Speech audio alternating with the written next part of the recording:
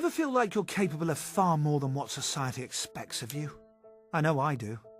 Remember being a teenager and school being less about a passion to learn and more about getting good grades? How many times did you sit in class, bored and desperate to just get away? Every teen's felt that. Albert Einstein acted on it. Aged just 15, he's sitting in class when all of a sudden he decides enough is enough, gets up and walks right out the door. He never goes back. Remember being a kid and just wanting to play around with stuff, pull things apart, knock things together, and the grown-ups saying no, no, no. Or being called good for sitting still, or naughty when you couldn't bear to sit still any longer. It's all completely well-intentioned, of course, but that doesn't make it any less insane. Because the fact is our capacity to create and learn knows no bounds, and the latest research proves it. The invention of MRI scans only in the past 25 years has allowed scientists to see which parts of the brain are used by different kinds of thinking. We now know infinitely more than we did about how we learn and what makes up human intelligence. And it's extraordinary. So, want to know what you're really capable of? Let's start at the beginning. A baby's brain is amazing. It doesn't take 9 months to create. It's taken 7 million years and around 350,000 generations. All the skills, knowledge and talents cultivated by our ancestors are stored inside it. These are like numerous software programs which can only be activated by the baby engaging with its environment. Here's the striking thing. If not activated at the most appropriate time, they simply disappear. Take language. If a child doesn't hear language by around the age of 8, they may never learn to speak. So you can see just how important our interactions are. They ignite our dormant intelligence and they reinforce it too.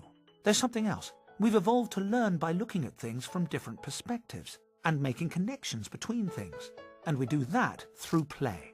So wouldn't it be amazing if we bore all this in mind when raising kids? Letting them play when they're little and when they're older too?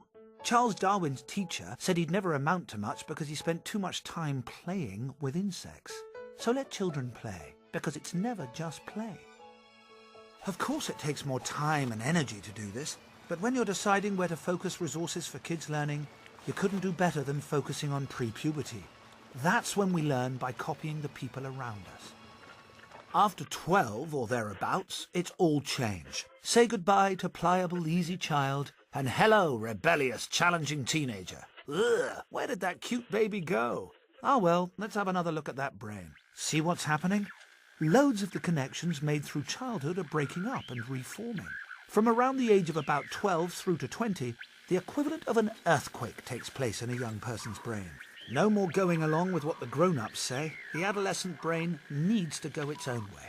Oh no, say parents. Oh yes, say evolutionary scientists. Because if we hadn't developed this urge to do things differently, we would never have made it this far. Up until about 60 or 70,000 years ago, it was fine for children to grow up like their parents. But then along came the last ice age. Thank goodness for the handful of our ancestors who chose to break away from their doomed parents, freezing to death in the ancestral caves. They built rafts and set off across the ocean, hoping to find a place with a warmer climate. Critically, this made risk-taking the essential feature of adolescence.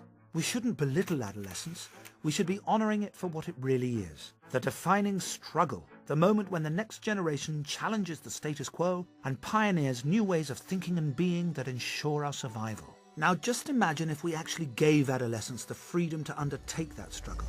Rather than force them to sit passively in class, how about trusting that their earlier clone-like learning now enables adolescents to spread their wings and work things out for themselves? If that sounds terrifying, it needn't be. Because if we allowed their natural curiosity to flourish in childhood, they'll be bursting with the longing to learn and climb unscaled mountains of the mind. And that's not scary, that's exhilarating.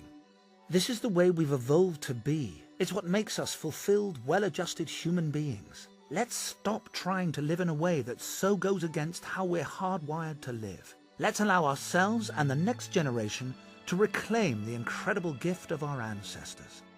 Adolescence is not a problem, it's an opportunity.